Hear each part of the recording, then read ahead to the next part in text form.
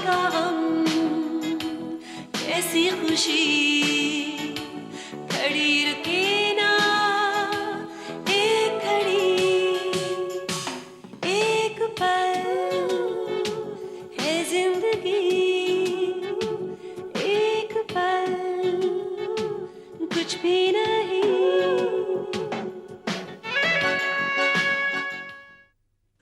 विकी मुझे बार बार ब्लैकमेल कर रहा है और वो चाहता है कि मैं उसके साथ एक रात गुजारूं, और अगर मैंने ऐसा नहीं किया तो उसे धमकी दी है कि हमारे ताल्लुकात सब अखबारों को बता देगा। पापा मुझसे मिलने आए थे। मैंने उनसे वादा किया है कि जैसे सुनील कहेगा मैं वैसे ही कोर्ट में कहने के लिए तैयार हूँ। अरे वाह, लगता है भगवान ने मेरी दुआएं सुनना शुरू कर दिया है। अब तुम मुझ पर खामखा के इल्जाम लगा रहे हो। इल्जाम लगाने की तो नौबत ही नहीं आती। मजदूर खुद निपट लेते आपसे अगर मैंने उन्हें न रोका होता। कोई ऐसा रास्ता निकालना पड़ेगा कि मल्होत्रा इंडस्ट्रीज पर कोई आंच भी ना आए और वर्कर्स के साथ इंसाफ भी हो जाए। मेरी तो कुछ समझ में नहीं आ रहा है। मैं आज के बाद निशी से कभी नहीं मिलूंगा। मिलना तो दूर रहा, उसके आसपास भटकना तक नहीं। समझे? आपके कंपनी के लेटर हेड पर ये कंप्लेंट दर्ज है जो आप ही का प्यून मेरे पास लेकर आया था। ये देखिए, क्या ये आपके दस्तखत नहीं है? लुक,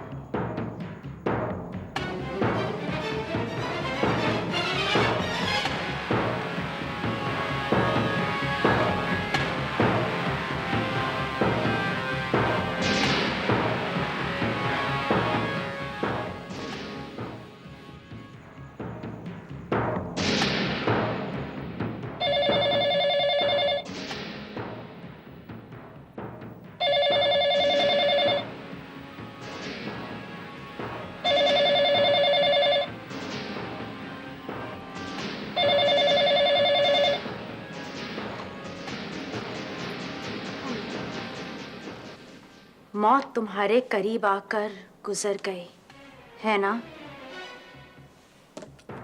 ये बात तो साबित हो गई कि मौत तुम्हारी तलाश में है, लेकिन अगली बार पूजा तुम बच नहीं पाओगे। हाँ, तुम मर ही जाओगे, आई प्रॉमिस।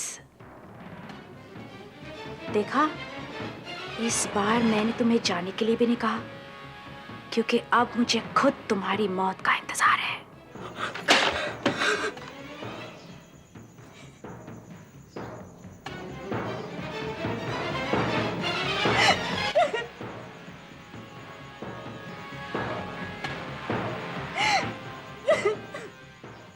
ताऊजी ऑफिस कुल मिलाकर 10 बार आए हैं, और जब भी वो आए हैं खास तुमसे मिलने नहीं आए। इनफैक्ट मैंने तुम दोनों को साथ बैठे कभी देखा नहीं। सो तुम कहना क्या चाहती हो? अगर ताऊजी मेरे बारे में जानना चाहते हैं तो ये उनके बाएं हाथ का खेल है। हो सकता है वो मेरे बारे में फाइल्स मंगाते होंगे घर पे, या कोई उन्हें रिपोर्ट भेजता हो। नहीं, पिछले 6 महीनों में ताऊजी ने अपने घर पर कोई फाइल नहीं मंगवाई। इनफैक्ट उनके नेचर में ही नहीं है कि वो इस तरह अपना वक्त बर्बाद करे। तो फिर वो मेरे बारे में कुछ भी नहीं जानते होंगे। यही तो मेरी परेशानी है करण। अगर वो तुम्हें जानते नहीं तो फिर उन्होंने तुम्हारी इतनी सिफारिश क्यों की? ओके, तो आप ये बात लेके बैठी हैं? अगर मुझे इस कोर्ट मार्शल की वजह मालूम होती तो बात कब से खत्म हो चुकी होती। नहीं, बात इतनी आसानी से खत्म नहीं होगी करण, क्योंकि मेरे लिए ये जानना बहुत जरूरी है। ओके, मैं बताता हूं तुम्हें। मैं किसी को बतलाता नहीं, लेकिन क्योंकि मैं मल्होत्रा इंडस्ट्रीज में तुम्हारी वजह से हूं, so I guess I must tell you for the sake of loyalty and. क्या? ताऊजी ने अपना ओपिनियन नहीं दिया था, वो रंजना देवी की तरफ से सजेशन दे रहे थे। रंजना देवी की तरफ से? रंजना देवी मुझे बोर्ड ऑफ डायरेक्टर्स में शामिल करके महेंद्र मल्होत्रा और बैंकर्स की लॉबी तोड़ना चाहती हैं। रंजना देवी से तुम्हारी मुलाकातें होती हैं? हाँ, होती हैं। कई मुलाकातें हुई हमारी, और जब से ऋषभ को चेयरमैनशिप से हटाने की बात शुरू हुई है, तब से हमारी मुलाकातें शुरू हुई हैं। बोर्ड मीटिंग में तुम ऋषभ को वोट दोगे अगर उसके खिलाफ नो कॉन्फिडेंस मोशन का बिल रखा जाता है? ऑफ कोर्स, मैं ऋषभ को ही वोट दूंगा। वो मेरे भाई की तरह है।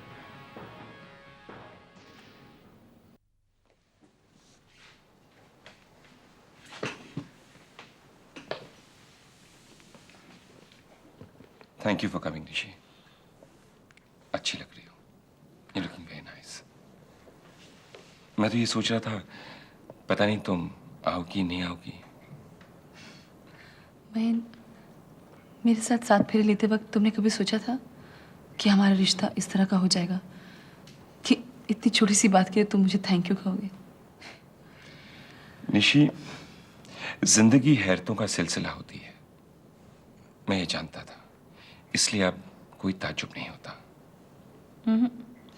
ताज्जुब तुम्हें इसलिए नहीं होता है महीन, क्योंकि साथ फेरे लेते वक्त तुम्हें अपनी पर्सनालिटी के बारे में ऐसी कुछ बातें मालूम थी जो मुझे नहीं पता था। तुम जानते थे कि तुम मेरे साथ जिंदगी भर लॉयल नहीं रहोगे। एक दूसरे पर इल्जाम लगाने की हमें आदत हो गई है, लेकिन फ्रैंकली स्पीकिंग इससे कुछ हासिल नहीं होगा। हमारा रिश्ता जितना बिगड़ सकता था बिगड़ गया।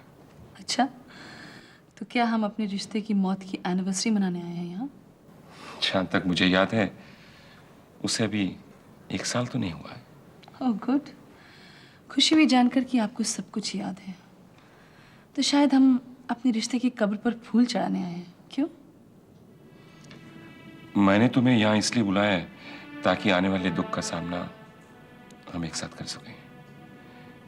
नीतू की केस की सुनवाई है अगले हफ्ते। मैं चाहता हूं कि हम दोनों इस तरह का ढोंग करें जैसे सभी को लगे, नीतू को लगे कि हम वापस नॉर्मल हो गए, एक दूसरे से प्यार करते हैं। कैसा ढोंग करना होगा मुझे? एक हैप्पी नॉर्मल कपल का। इससे नीतू क्राइसिस का सामना अच्छी तरह कर सकेगी। महेन, हम दोनों चाहे जितने भी इल्जाम लगाएं एक दूसरे पर, लेकिन एक बात तो सच है, हमारी बेटी की तबाही का कारण सिर्फ 2 है, एक तुम और एक मैं।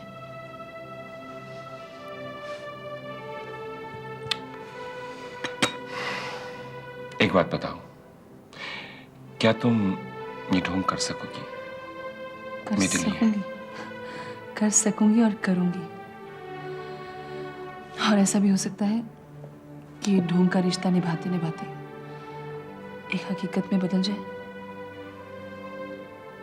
महीन, क्या ऐसी कोई पॉसिबिलिटी है? कैसी पॉसिबिलिटी? खैर जाने दो, ये ढोंग मुझे कब से करना होगा? इतला दे दूंगा, but really thank you very much. Thank you, I appreciate it. क्या ट्रेजेडी है लाइफ की महीन। जब मैं असलियत में तुम्हारी पत्नी का रोल कर रही थी तो तुमने कभी मुझे थैंक यू नहीं कहा, और आज जब मैं ढोंग कर रही हूँ, ढोंग करने के लिए तैयार हूँ, तो तुम मुझे थैंक यू कह रहे हो। It's really tragic.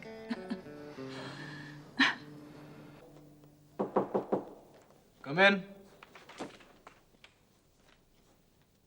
एकनाथ, तुम आओ, बैठो, मुझे तुम्हारा इंतजार था। लेकिन मुझे नहीं लगता है कि मेरे आने से कोई फायदा होने वाला है, क्योंकि जो भी हुआ उसके बाद आपकी कोई भी दलील, कोई भी तर्क या आपकी कोई भी सफाई किसी काम की नहीं है। देखो, मुझे बेहद अफसोस है कि ये मजदूरों के साथ जो कुछ अफसोस से भी कोई फायदा नहीं होने वाला है, क्योंकि वर्कर्स और मल्होत्रा इंडस्ट्री के मालिकों के बीच जो गहरी खाई बन गई है, खासकर आपके बीच, उसे भर पाना अब संभव नहीं है। आपने जिंदगी भर के लिए उनकी नफरत मोल ले ली है। एकनाथ, नफरत करने लायक मैं होता, बेशक होता, अगर मैंने वो कंप्लेंट लिखाई होती तो। लेकिन आपकी बात पर यकीन कौन करेगा? पुलिस वालों के पास मल्होत्रा इंडस्ट्रीज के लेटर हेड पर बकायदा आपकी दस्तखत वाली रिपोर्ट मौजूद है और मैंने उसे खुद अपनी आंखों से देखा है। इसीलिए तो मैंने तुम्हें यहाँ बुलाया है। एकनाथ, मुझे पूरी उम्मीद है कि तुम सच्चाई पर यकीन जरूर करोगे। देखो एकनाथ, जरा ठंडे दिमाग से सोचो। जिस ऋषभ मल्होत्रा को तुम पहचानते हो, क्या वो ऐसी गिरी हुई हरकत कर सकता है? तुम अच्छी तरह जानते हो कि तुकाराम के खिलाफ भी मैंने कोई रिपोर्ट नहीं दर्ज करवाई थी, जबकि उसने मुझ पर हमला किया था। यकीन तो मुझे अभी भी नहीं हो रहा है, लेकिन उस हादसे के बाद से मैंने यकीन के मुताबिक चलना बंद कर दिया है। गलत कर रहे हो, बिल्कुल गलत कर रहे हो तुम, अपने आप पर और मुझ पर भरोसा खोकर। जरा सोचो एकनाथ, जो आदमी फैक्ट्री में बॉम्ब ब्लास्ट करवा सकता है, क्या वो मेरे जाली दस्तखत नहीं कर सकता? देखिए, इस मामले में मैं कुछ भी कहने की हालत में नहीं हूं। अगर आपकी बात से मैं कन्विंस हो भी रहा हूं, तो उन लोगों की बातों पर भी यकीन कर रहा हूं जो आपको जिम्मेदार ठहराते हैं। कौन है ये लोग? छोड़िए उन लोगों। देखो एकनाथ, मैं तुम्हारी परेशानियां समझता हूं। अगर तुम चाहो तो स्वेताना के साथ सलाह मशवरा कर सकते हो। उसके पिताजी भी एक मशहूर ट्रेड यूनियन लीडर रह चुके हैं। जानता हूं, स्वेतलाना जी से मेरी बातचीत हो चुकी है। हाँ, सुना है आजकल तुम्हारा और उसका काफी मिलना जुलना है। मैं उनकी काफी इज्जत करता हूं। कई वर्कर्स को भी ये लगता है कि मल्होत्रा इंडस्ट्री में सिर्फ वही उनकी वेलविशर है। और एक मैं उनका दुश्मन हूं। क्यों? एकनाथ, किसी ने चाल तो चली है और खूब चाल चली है। मुझे कल की बोर्ड मीटिंग का इंतजार है। वहां जो भी फैसले होंगे उस पर बहुत कुछ डिपेंड करता है। सिर्फ तुम्हें ही नहीं, सब लोगों को अपने किसी न किसी फायदे के लिए बोर्ड मीटिंग का इंतजार है। और इस सब में मुझे बलि का बकरा बनाया जा रहा है। और शायद एकनाथ, तुम्हारी स्ट्राइक भी इसी का एक हिस्सा है। क्यों? ऐसा बिल्कुल नहीं है मिस्टर ऋषभ। अगर ऐसा नहीं है एकनाथ, तो जब तक इंक्वायरी की रिपोर्ट नहीं आ जाती, अपनी स्ट्राइक प्लीज वापस ले लो। एकनाथ, तुम मुझ पर तब तक भरोसा करो जब तक मैं ये साबित ना कर दूं कि पुलिस में दर्ज रिपोर्ट एक फॉर्जरी का केस है। मुझे जरूर किसी साजिश में फंसाया जा रहा है। एकनाथ, एक मालिक की हैसियत से नहीं, एक दोस्त की हैसियत से मैं तुम्हारी मदद मांग रहा हूं। देखो, इंसानियत के नाते ही सही, अगर मुझे किसी केस में विक्टिमाइज किया जा रहा है, तो तुम जानते हो कि तुम्हें क्या करना चाहिए। और फिर फॉर्जरी कोई नामुमकिन बात तो है नहीं। ठीक है, मैं स्ट्राइक वापस लेने की बात चलाता हूं। Thank you, thanks a lot. मुझे तुमसे यही उम्मीद थी। Uncle, mummy. Hi, how are we? कैसे हो? अच्छा हूँ। लेकिन अंकल, आप मुझसे इतने दिन मिलने क्यों नहीं आए? देखिए बेटे, आपकी माँ ने अभी हमसे बहुत सारे सवाल किए हैं और हम जवाब देते देते थक गए। आपके सवाल का सिर्फ एक ही जवाब है, आई एम सॉरी। अंकल, मैंने आपको बहुत मिस किया। ठीक है, तो फिर आज हम सारी कसर पूरी करेंगे और जितनी भी गेम्स हम खेला करते थे, आज सारी गेम्स खेलेंगे। ओके? मजा आएगा। तो अंकल, हम अंताक्षरी से शुरू करें? ठीक है, हम अंताक्षरी से ही शुरू करेंगे, लेकिन एक शर्त पे, आपकी मम्मी हमारे साथ खेलेंगी। ठीक है, तो मम्मी आप मेरी टीम से खेलिए, हम दोनों करण अंकल की छुट्टी कर देंगे। अरे मैं चैलेंज करता हूं, तुम दोनों मिलके मुझे नहीं हरा सकते। बैठ। देखिए मम्मी, करण अंकल हमें चैलेंज कर रहे हैं। Mummy, mummy. सॉरी। क्या हुआ सदलाना? कुछ नहीं, तुम दोनों को इस तरह खेलते हुए देखकर मुझे केशव की याद आ गई। तुम्हारे सारे रास्ते सिर्फ एक ही दिशा में जाते हैं। केशव के अलावा तुम्हें कुछ दिखता नहीं?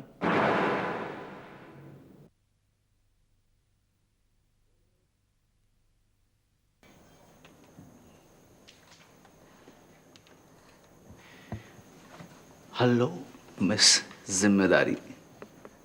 मिस जिम्मेदारी? हाँ भाई, मेधा जाने से पहले तुम्हें मेरी जिम्मेदारी बना कर गई थी ना।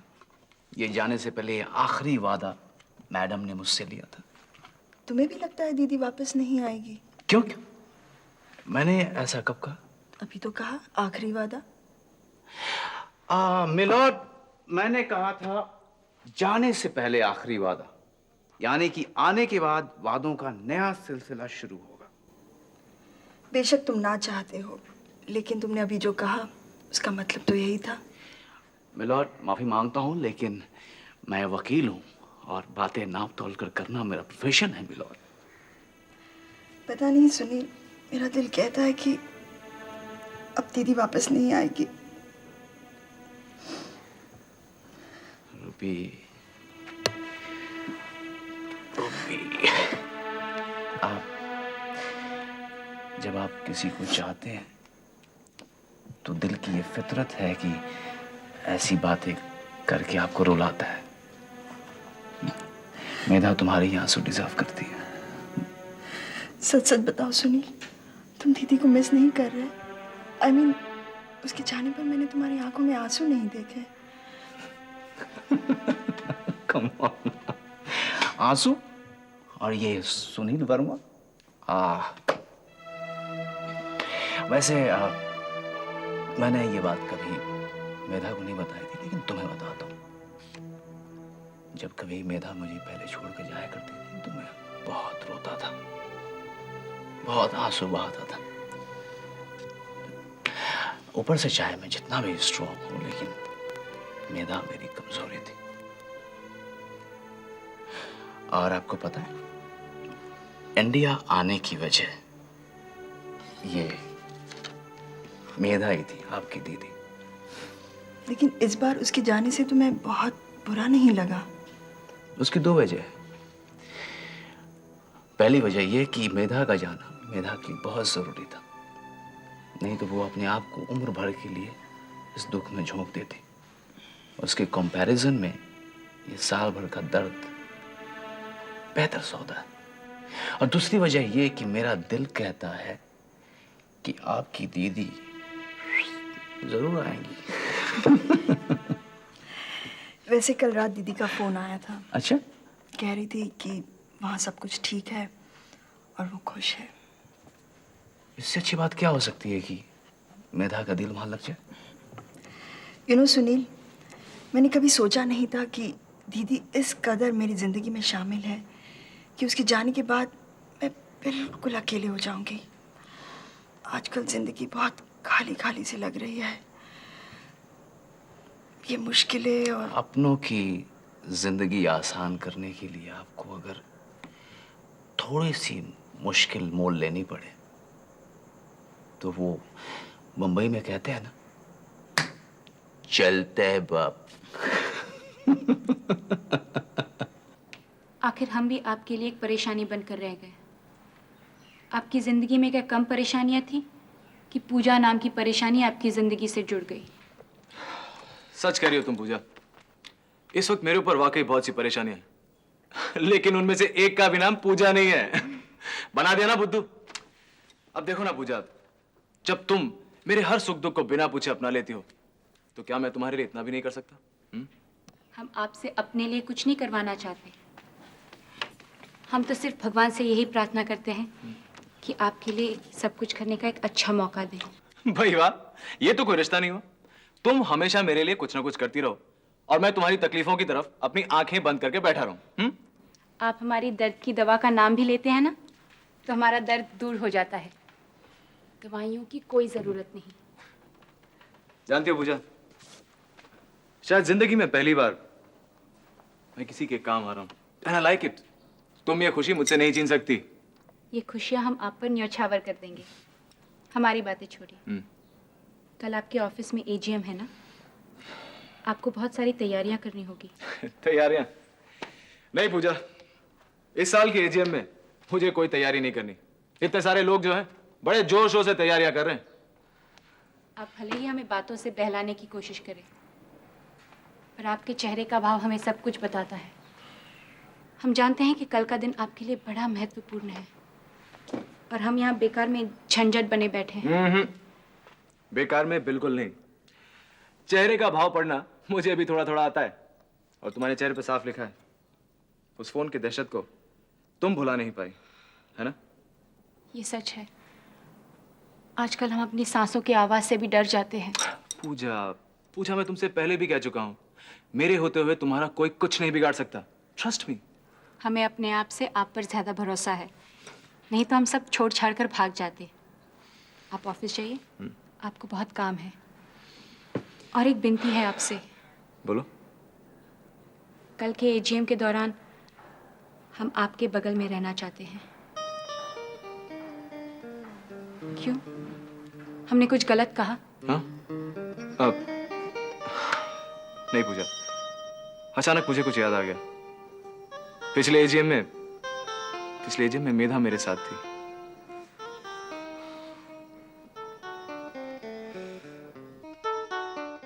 शाम